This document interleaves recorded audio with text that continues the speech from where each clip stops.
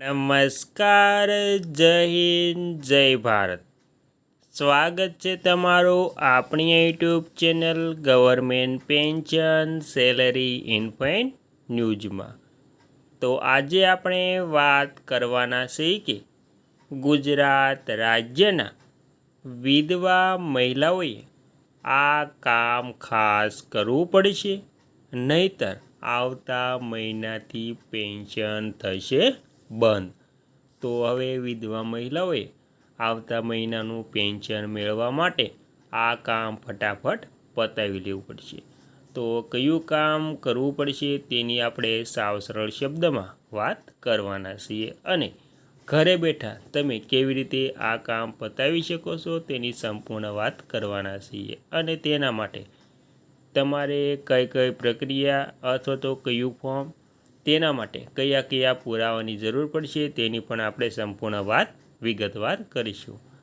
તે પહેલાં તમને એક નમ્ર વિનંતી છે કે તમે આપણી ચેનલમાં નવા હોય તો આપણી ચેનલને સબસ્ક્રાઈબ કરી લેજો, કેમ કે આવી કોઈ પણ નવી અપડેટ આવે તે નોટિફિકેશન સૌથી પહેલાં તમને મળી જાય। અને વિડીયો ગમે તો લાઈક કરવાનું ભૂલતા નહીં।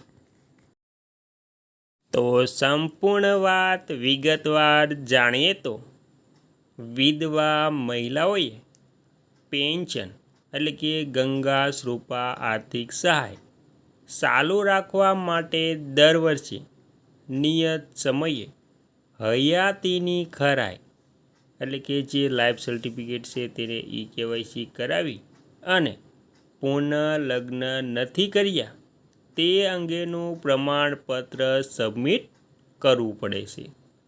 આ કામ સમયસર ન થવાથી પેન્શન બંધ થઈ જાય છે। પેન્શન ચાલુ રાખવા માટે જરૂરી કામો KYC અને હયાતીની ખરાઈ। મહિલા હયાતી છે એટલે કે મહિલા જે હયાત છે તેની ખાતરી માટે બાયોમેટ્રિક અથવા તો આધાર કાર્ડ દ્વારા સમયાંતરે ખરાઈ કરાવવી જરૂરી છે।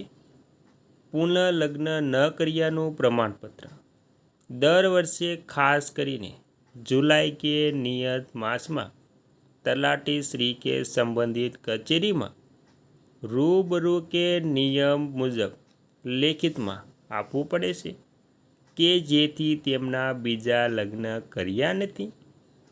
આધાર અને બેંક લિંક બેંક ખાતા કે પોસ્ટ ઓફિસ ખાતા સાથે આધાર કાર્ડ અને મોબાઈલ નંબર સક્રિય રાખવો જરૂરી છે।